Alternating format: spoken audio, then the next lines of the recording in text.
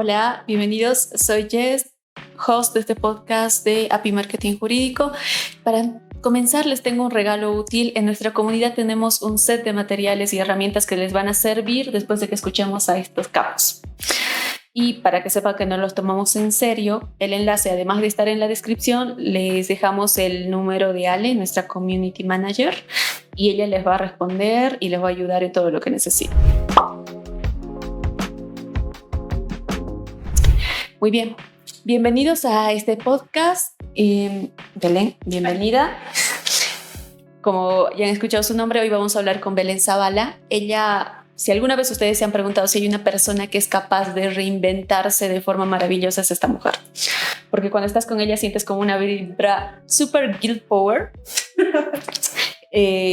Porque cuando ella hace cosas y te cuenta lo que ha hecho, piensas que tú lo puedes hacer todo. Pero más allá de lo que yo pueda decir, la vamos a escuchar.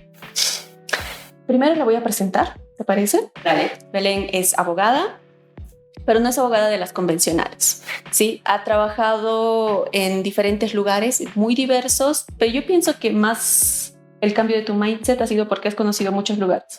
Entiendo que has viajado a diferentes lugares del mundo. Entre los lugares donde trabajó está ONU Mujeres y en los últimos años ha tenido el cargo y el rol de Project Manager en una empresa estadounidense.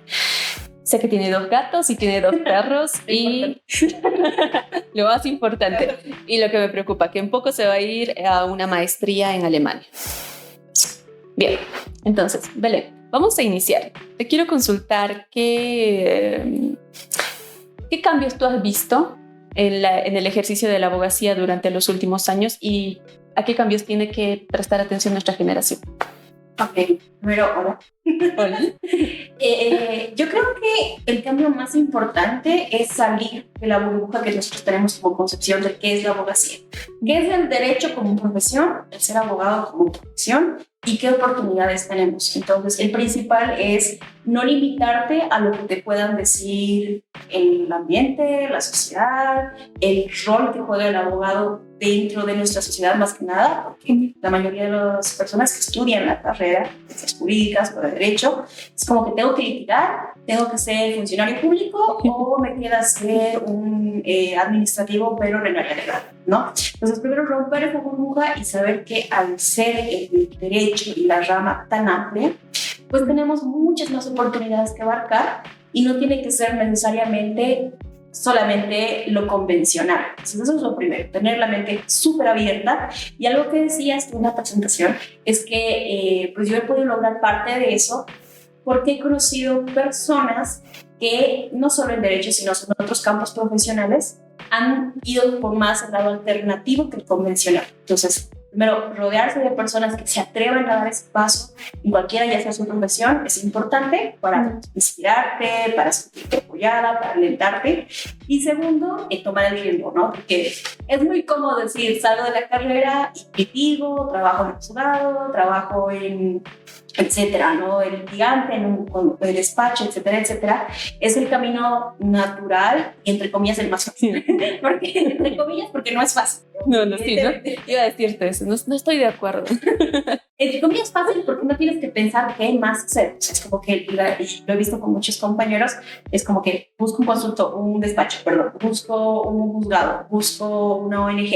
Entonces es como que tienen muy limitado cuáles son sus oportunidades laborales. O soy funcionario público, que es la otra rama del derecho, ¿no? Sin embargo, es importante abrir la mente y decir, ok, soy abogado, tengo estas limitaciones, pero mi carrera es mucho más que eso.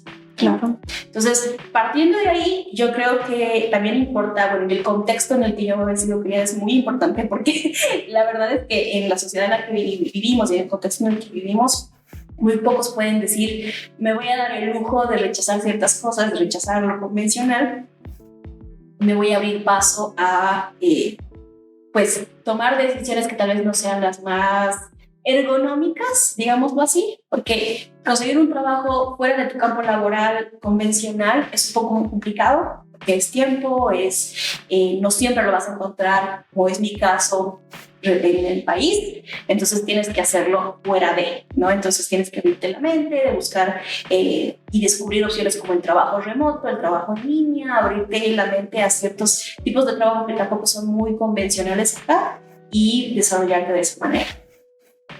Perfecto. Pienso que con todo lo que has dicho ya tienes bastante experiencia y he visto alguna vez tu CV hace varios años. Me imagino que hay mucha más experiencia ahí. Entonces, coméntame cómo...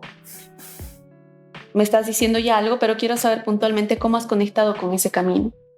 Y ha habido un primer momento en el que en vez de decir litigación, tú has dicho puesto otro. Claro.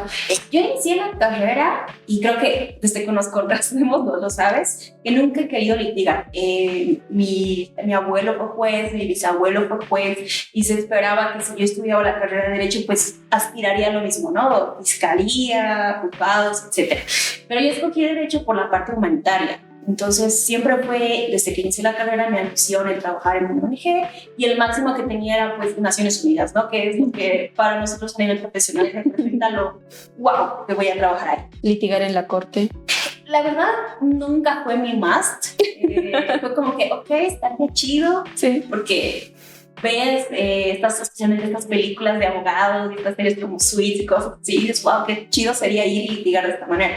Pero nunca fue un llamado para mí. Entonces eso primero creo que es importante, que nunca me vi yo a 10 años a futuro trabajando litigando. Que nunca te has conectado con litigar. No, o sea, nunca he hecho ese match. Entonces, cuando estaba aún en la universidad, sí tuve la experiencia de ser como casi todos, ¿no? Ser amanuense en el juzgado. Justo estuve en el juzgado de niñez y adolescencia de acá de la ciudad de Petrópolis. Sí, recuerdo. Y sí, pues fue una buena experiencia para estar en contacto con ese ambiente muy burocrático para mí. Y luego estuve en la Oficina Jurídica de la Mujer, donde hacíamos un poco lo mismo, ¿no? Pero ahí ya, en la Oficina Jurídica de la Mujer, fue donde me desconecté mucho más del litigio, porque ahí fue donde descubrí que pues no era solamente litigar como tal, es decir, juzgados, hacer papeleos, etcétera, sino que había un lado humanitario, ¿no? Entonces ahí fue cuando reafirmé todavía más mi decisión de yo no voy a litigar, eso no es para mí.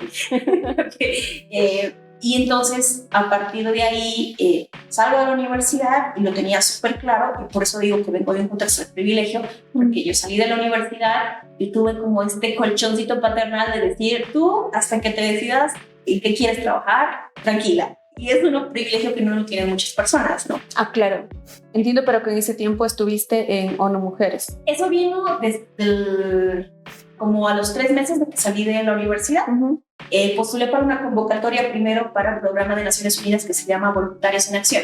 Sí, entonces, literalmente tú eres voluntario y lo que hacía era que grupos más grandes dentro de Naciones Unidas, ONU Habitat, ONU Mujeres, UNIES, etcétera, te usaban a ti como voluntario para temas de planificación, para llevar a cabo eventos, protocolos, etcétera, etcétera. Sí. Entonces, inicié ahí, ya con la experiencia y teniendo los contactos con las personas que íbamos trabajando de diferentes partes, es donde aplicó otra convocatoria e ingresó a ONU Mujeres como coordinadora legal, ¿no? Y algo que hay que recalcar es que desde ese momento que empecé a trabajar con Naciones Unidas, es donde yo empiezo a descubrir lo que es el trabajo remoto, porque la mayoría de los trabajos con Naciones Unidas son de campo. Te tengo que interrumpir, hacemos un paréntesis. Esto ha sido antes de la pandemia, ¿verdad? Antes. Donde el trabajo remoto no estaba de moda.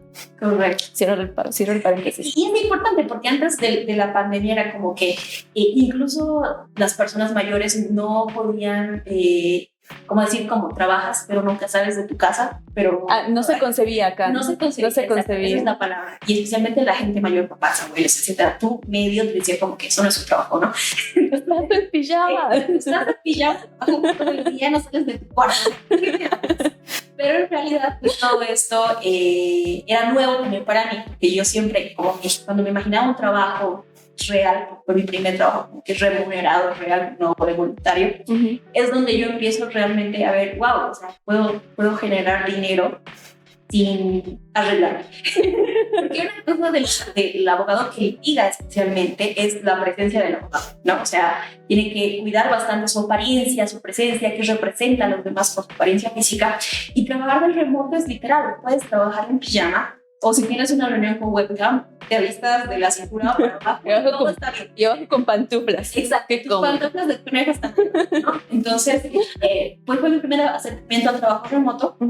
Trabajé con ONU Mujeres alrededor de 8 o 9 meses, no recuerdo la fecha exacta, y luego ingresé por medio de ONU Mujeres a AISEC, que es donde una organización de jóvenes que está muy ligada a los objetivos para el 2030, los objetivos de Naciones Unidas de desarrollo, y fue con ellos que yo empecé otra vez, primero como voluntaria, y ahí fue donde hice voluntariados, y tuve la oportunidad de conocer otras culturas, de hacer estos exchange de personas para el tema de trabajo, voluntariado, en ese entonces, y pues conocer la organización, ¿no? Escalo en la organización, ya me pagaban y conozco lo que es el trabajo internacional, porque ahí se te brinda la oportunidad de tomar cargos y roles a nivel internacional. Entonces los cargos que empiezan a asumir, para mi fortuna, también eran cargos remotos, porque puedes ser un colaborador de un equipo nacional de otro país sin tener que estar presente en ese país. Entonces, obviamente, si querías, tenías la oportunidad de asistir a congresos, bla, bla, bla, ya por tu bolsillo. Pero el trabajo en sí lo podías hacer desde tu casa sin moverte de ahí y estar hablando con personas de otra parte del mundo. Entonces, justo en ese trajín llega la pandemia y ahí básicamente genera sus ingresos del intercambio de personas. Es decir, una persona viene de X parte del mundo, convive contigo 8 o 6 semanas en una ONG, en una empresa, etcétera, etcétera. Entonces, con la pandemia esto se hace imposible. Claro. Porque ya no puedes viajar, o sea, todo está detenido. Y en ese aspecto es donde yo dejo AISEC. Sigo colaborando de manera muy esporádica con ellos, pero dejo como que mi principal fuente de ingreso, chao, ¿no? Entonces viene la pandemia, viene todo el caos que vino con eso, todo el tema. Sí, o sea, el caos es un meme así, viene una gata. Y el 2020, a mediados de 2020, en LinkedIn encontré esta, pues, convocatoria para un abogado bilingüe que pueda trabajar desde casa por temas de la pandemia, etcétera, etcétera, y solo decía certificaciones. Entonces no mencionaba que era una empresa extranjera, no mencionaba qué empresa era, porque era como una cuenta anónima, todo muy turbio. Pero tú te has lanzado. Yo iba a preguntarte cómo te has lanzado a este cambio, porque al principio estabas este ámbito humanitario, ONU Mujeres, sí, derecho internacional. Yo de aquí a 8 años viviendo en La Haya, trabajando para... Yo también. Entonces, yo creo que tuvo mucho que ver la pandemia al resetear muchas cosas que creía en mis convicciones y en lo que quería para mí. Porque hay que reconocerlo, fue un periodo en el que realmente tenías mucho tiempo para pensar. Literalmente. Pero sobrepensar, no con saludable.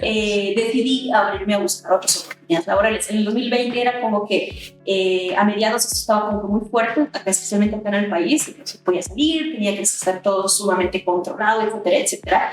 Pero yo estaba sin trabajo, entonces sí fue como que voy a lanzar por LinkedIn a todos los postulantes de abogados hasta que algo caiga, ¿no? Entonces veo esta convocatoria y yo me había olvidado de ella, que era una de los millones de CVs que yo había mandado, y me llaman y me dicen que quieren tener una reunión virtual y todo tranquilo, ¿no? Tengo la entrevista, me reúno con la persona que es dueña de esta empresa. Es una mujer boliviana que radica originalmente en Estados Unidos y tiene una empresa, no vamos a decir el nombre de la empresa, pero es una empresa que básicamente... Censurado. Ellos se dedican a hacer certificaciones de todos los equipos que son eléctricos, electrónicos o electrodomésticos. O sea, literal se dedican a que cuando tu producto entre a determinado país, manejan más de 33 países, literalmente ese producto tiene con las certificaciones de seguridad, de eficiencia energética, de telecomunicación, de EDF, etcétera. Todas las certificaciones que un equipo podría tener en diferentes países para que pueda ser comercializado y importado, pues nosotros hacíamos como todo un plan estratégico, bueno, y lo entregábamos las certificaciones. Entonces empiezo a trabajar con ellos y cuando yo entro a este mundo es como que, ¿de qué me estás hablando? Sí, yo pienso legislación de cuántos países has tenido que revisar. O sea, a un principio como entré como el puesto que ellos tenían era como abogado junior, como asistente junior y eso, ni siquiera abogado junior, y empecé a ver pues me dijeron, ¿sabes qué? Primero te vamos a meter de golpe todo un training que tuve, todo un entrenamiento que tuve de aproximadamente 2 meses. Todo virtual, porque era pandemia y nadie podía salir, entonces todo era virtual. Entonces ellos literal, 2 meses me enseñaron todo lo que es los países que en ese entonces se iba a manejar a mi disposición, que era México, toda Latinoamérica, México, parte de Canadá y parte de Estados Unidos. Entonces, descubro este mundo de certificaciones y al principio nunca hice match, porque yo decía, ¿qué tiene que ver aquí lo legal? O sea, estoy certificando productos, ¿qué quieres que haga? Me costó un poco encontrar el sentido y la vinculación con lo legal. Pero en realidad la parte legal juega un papel muy importante aquí, es que ellos se encargan de revisar la legislación del país al que estás aplicando, del producto que estás aplicando. Para esto de controles y legislaciones y disposiciones, México tiene como 1,700 disposiciones. Sí. Yo sé que hay especialidades. Exacto. Para que simplemente entiendas la legislación mexicana. Exacto. Toda la ellos le llaman disposiciones oficiales, los DIOF, y lo que ellos hacen es que la Secretaría de Economía todo el tiempo está revisando las normas de productos. Bueno, nosotros nos enfocábamos más en productos médicos y en electrónicos, pero ellos literal, México está avanzadísimo en cuanto a la legislación. Literal, para poder tú sacar y comercializar un chocolate, hay una ley del chocolate, se llama Ley del Chocolate, disposición técnica para chocolate y comercialización de chocolate. Entonces, todo ese tipo de cosas es lo que nosotros veíamos, ¿no? México es ahorita a nivel comercial un país muy, muy fuerte. Entonces fue como mi primera entrada, ¿no? México, y descubrir que en Bolivia puedes registrar cosas muy fáciles y en México es todo un proceso de testeo, de laboratorios, de muestras, etcétera, etcétera. Y todo eso nosotros nos coordinábamos, la mayoría del equipo está acá, residiendo en Bolivia, y lo coordinábamos desde acá, todo por internet. Entonces ahí trabajo remoto, full. 24 horas del día, bueno, las horas que trabajamos. Pero todo se hacía por internet, porque nosotros nunca físicamente estábamos con los productos, ni con las personas que hablábamos, ni nada, ¿no? Entonces, ingreso en este mundo y en este campo laboral de certificaciones, que en inglés se llama Product Compliance, cumplimiento, y empiezo a relacionarme con el trabajo de coordinación de proyectos, ¿no? La empresa trabaja mucho con ejecutar proyectos, que son certificaciones, pero ellos lo llaman proyectos, y tener un inicio, un final, un curso, unas reglas, unos pasos, etc. Entonces es mi primer acercamiento todo ese primer año a lo que es un proyecto y cómo se desarrolla, en términos generales, y en específico al tipo de procesos que ellos manejaban. Al año siguiente, a mediados de abril, por mi rendimiento, tomo el cargo de coordinador de proyecto, Project Coordinator. Y me dan a cargo 3 personas para hacer lo mismo que estaba haciendo, pero desde una posición más alta y con mayor responsabilidad en cuanto es los contactos, hablar directamente con los dueños de laboratorios. Empezamos ya a participar, especialmente con México, en consultas públicas para poder dar nuestras opiniones como empresa respecto a disposiciones técnicas que se estaban lanzando sobre X producto que nos interesaba. Entonces, como empresa, empecé a participar de todas estas composiciones legales en las que estábamos participando activamente para modificar y o crear disposiciones legales y técnicas en México. Entonces, ese fue mi primer wow. O sea, la primera cosa realmente importante y grande que hice en mi carrera, que tú dirás, o sea, ¿quién se pone ni siquiera de su país, de dar su opinión y que le escuchen, ¿no? Porque mucho de ese trabajo es también la relación con las personas. Claro. Pese a que estás en tu casita al otro lado del mapa, tú quieres llegar a una relación con las personas con las que hablas, te ves en webcam o hablas por teléfono todos los días, ¿no? Escuchas, conoces sus necesidades. Exacto. Y parte de mi trabajo era escuchar las necesidades no solamente de los clientes per se, es decir, los fabricantes, sino también de las autoridades con las que estábamos tratando. Porque recuerda que son certificaciones, entonces las certificaciones que nada te dan, los estados, los gobiernos. Entonces llega un punto donde cuando soy coordinadora de proyectos, donde me involucro tanto con las entidades, con los reguladores a nivel gubernamental y privado de diferentes países, que también voy desarrollando habilidades de comunicación social, de entender las necesidades de mis clientes que están esperando resultados, y de entender también las necesidades y la personalidad de estas entidades, reguladores, gobernaciones, etc. Y ahí es donde empieza a tener sentido lo que es un proyecto. Te atacas y para mí fue muy wow, porque cuando empezaba en un proyecto antes era como que tiene un inicio, tiene un final, tiene un montón de pasos, pero lo llevas a cabo. Pero cuando empecé a trabajarlo me di cuenta que en realidad es una interacción de varios aspectos que conforman el proyecto. Porque está la documentación, está en ese sentido la muestra, está que te relacionas con el cliente, que te relacionas con las entidades, que te relacionas con el laboratorio, que te relacionas con aduana. Entonces es como que tú no puedes controlar muchas cosas que están pasando alrededor de tu bebé, digamos, que es tu proyecto, y ya tienes que sacarlo adelante a como de lugar. O sea, eso que tú no tienes el poder de decisión, pero aún así tienes que sacarlo adelante, pase lo que pase, pese a lo que le pese. Esto me interesa. Tú has utilizado el término, ha ido desarrollando habilidades. Generalmente cuando decimos desarrollar habilidades lo conectamos con algo positivo. Pero yo tengo la duda de si ese desarrollar habilidades ha implicado algo negativo, algo difícil. Yo creo que cuando hablamos de desarrollar habilidades es importante mencionar que no son caminos ni lineales, es decir, que no es una secuencia de pasos que yo te doy la receta mágica y tú la vas a desarrollar, ni tampoco son caminos que no requieran sacrificio y disposición de tu parte. Claro. En la primera parte no son lineales, ¿por qué? Porque obviamente mi proceso para desarrollar X habilidad puede ser totalmente diferente a la tuya, no tiene que ser la misma y van a ser siempre experiencias diferentes.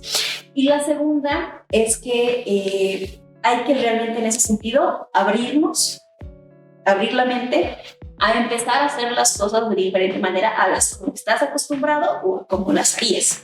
Un cambio de mindset. Exacto, es totalmente un cambio de mindset y específicamente es un cambio de la predisposición a nueva información. Porque en un principio, como te decía, yo no tenía ni idea de las certificaciones y en un principio fue como, voy a renunciar esta semana porque no entiendo qué estoy haciendo, no entiendo qué está pasando, no entiendo qué sigue después, ¿no? Entonces sí tuvo que haber como que un wake up en mi mente de decir, oye, a ver, le vas a entender, toma su tiempo y le vas a entender y ya suele seguir jalándole. Entonces, sí es importante descubrir que no restringirse, lo que decíamos al principio, no cerrarse sobre lo que es o lo que puede ser tu formación profesional, porque a la larga yo terminé desarrollando habilidades del campo de la ingeniería, porque ya estaba tan acostumbrada a ver los equipos, los informes de laboratorio, las características eléctricas, que aprendí que era una radiofrecuencia, que era una tecnología Bluetooth que no solo es una, sino son varias, y ya aprender la diferencia, y que es un NFS, que es inalámbrico, que es Wi-Fi, etcétera, etcétera. Que son bandas, ¿Qué es Wi-Fi? y que son bandas de telecomunicación, o sea, todos esos términos que no están nada relacionados con la carrera de Derecho, los fui aprendiendo. Nomenclatura de seguridad y eficiencia eléctrica, yo nunca la había visto. ¿Has hecho como una especialización en No, esas cosas? sí, fue una especialización o fue como un aprendizaje constante, pero sin que yo lo buscara y dijera, voy a tomar un diplomado de eficiencia energética. No, fue más que nada el estar día con día con esa información.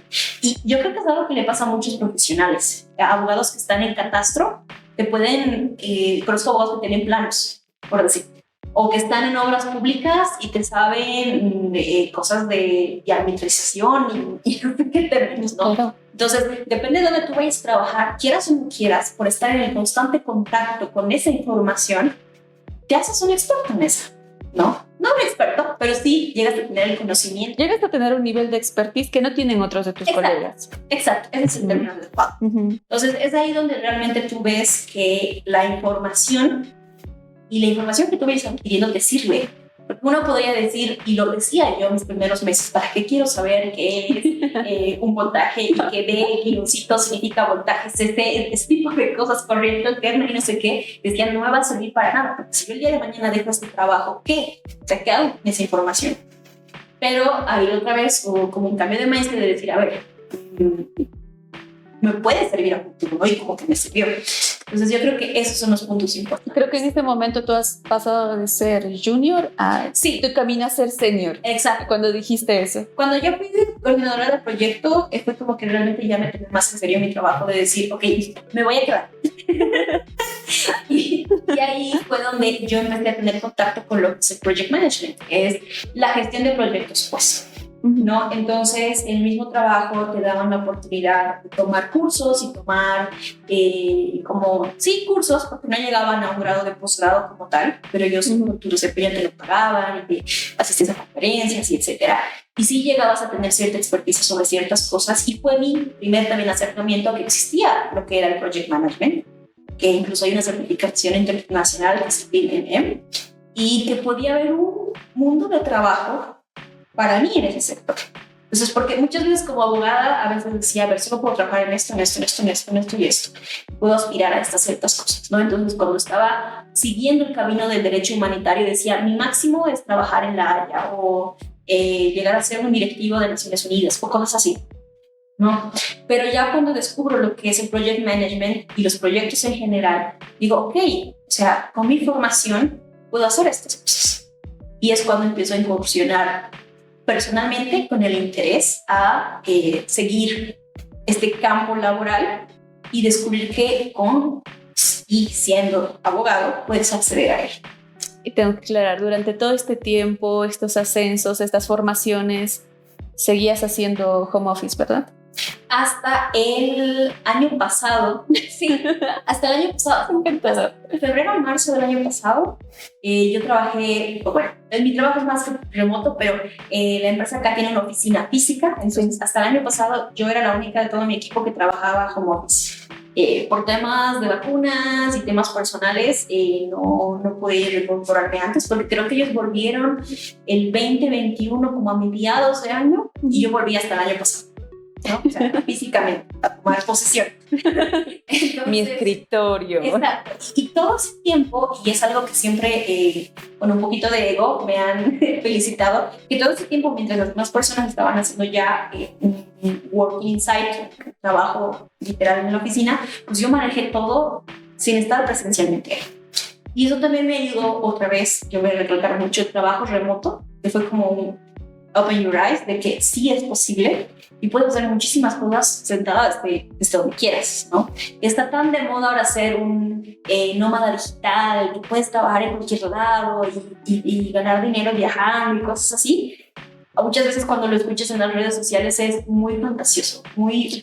Lo romantizan demasiado. Sí. Lo romantizan demasiado. Sí, no es que vayas a la playa y efectivamente... No, o sea, necesitas una buena conexión. Exacto, necesitas una buena conexión a internet, necesitas estar en un ambiente pacífico, porque tienes reuniones, porque tienes cosas que hacer. Entonces, sí es importante que el trabajo digital es posible, pero no es tan idealizable. Lo que tú decías, no me puedes estar en la playa y ponerme a hacer cosas. Algunas cosas sí se podrían, pero específicamente cuando quieres ser project management, tienes que estar en contacto con las personas, por llamadas, por conferencias, por reuniones, es imposible, ¿no? Porque no vas a estar en medio de una discoteca. Hicimos muy viral un meme de un señor que andaba con todo su aparato de la computadora en reuniones, ¿Ya? iba haciendo un montón de cosas, no sé si lo viste por internet, y el señor estaba peleando una pelea de la UFC y seguía ahí su pantalla. No. Que cogiendo y su pantalla verde, entonces es muy divertido. Eso es romantizar un poco el trabajo remoto, que no es tan así. Todo este camino que has recorrido me parece magnífico. Bien, pensá que acá tenemos una tercera persona que está asistiendo. Soy un abogado jovencísimo, con potencial. Un bebé, un junior, sí. Que de esos que piensan que va a poder hacer el trabajo desde la playa. Ok. ¿Tú qué es lo que le dirías? ¿Por dónde puede iniciar para hacer una carrera? Y ya sabes que él ni quiere litigar ni quiere ser servidor público. Algo que me sorprendió cuando iniciaba todo este redescubrimiento, especialmente en ISEC, y veía las oportunidades que tienen los profesionales, es que específicamente un abogado realmente, alguna vez algún docente nos lo vendió así, que el derecho y las leyes y las normas están implícitas en cualquier actividad que el ser humano haga, porque siempre tenemos como preacuerdos de conducta implícitos. Entonces, y que el derecho forma parte de él. El contrato social. El contrato social, exacto. Yo tengo un contrato ahí.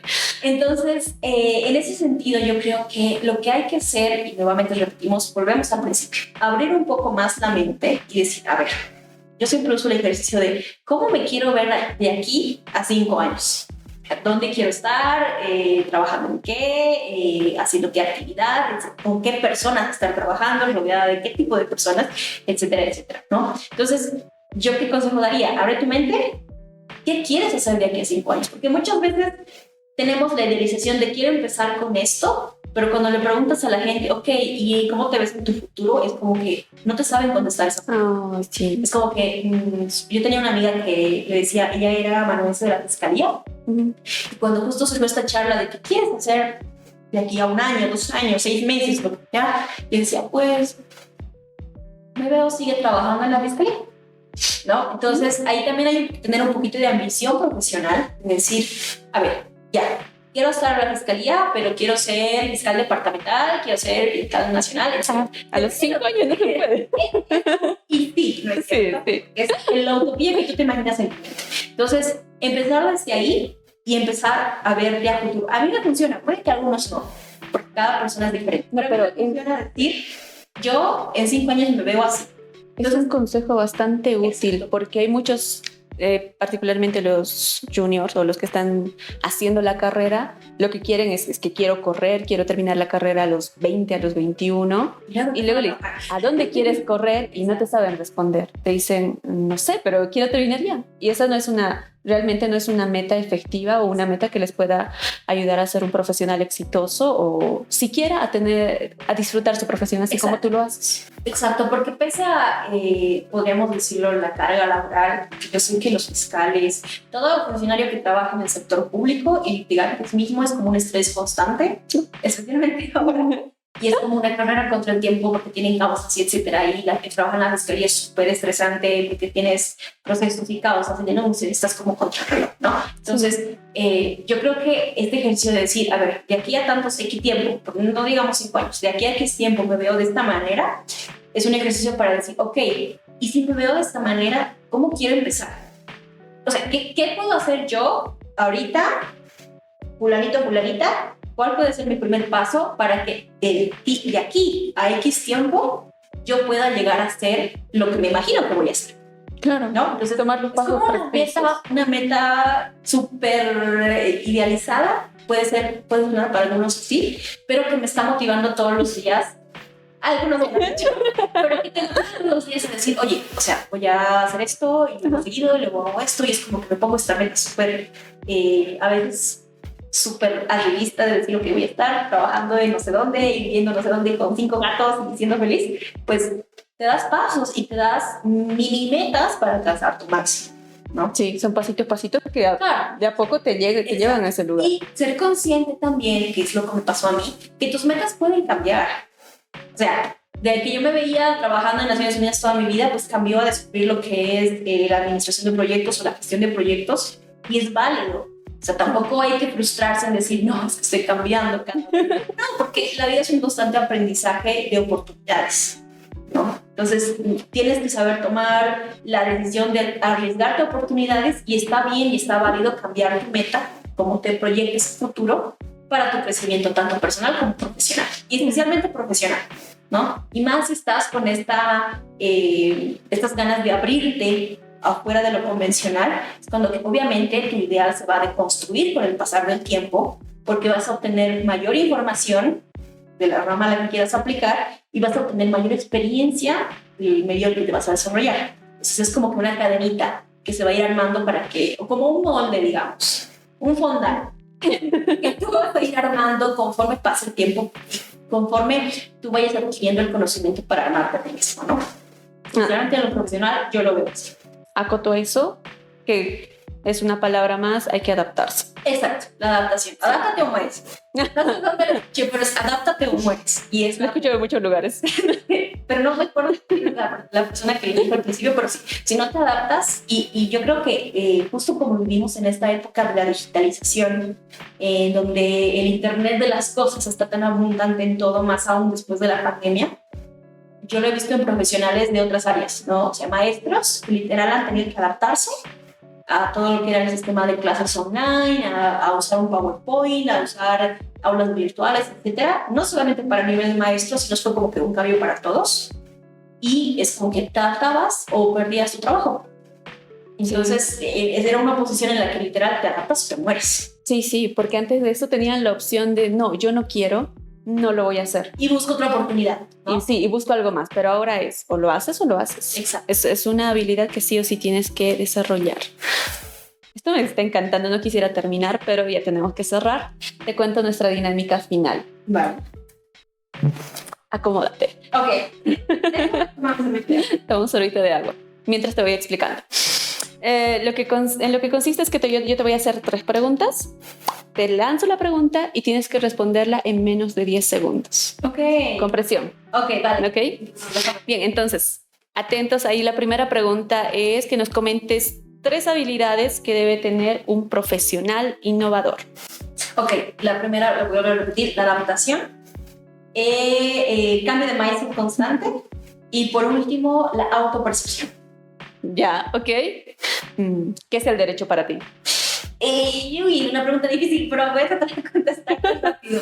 Yo creo que es la normatividad que rige las conductas de las personas en cualquier área.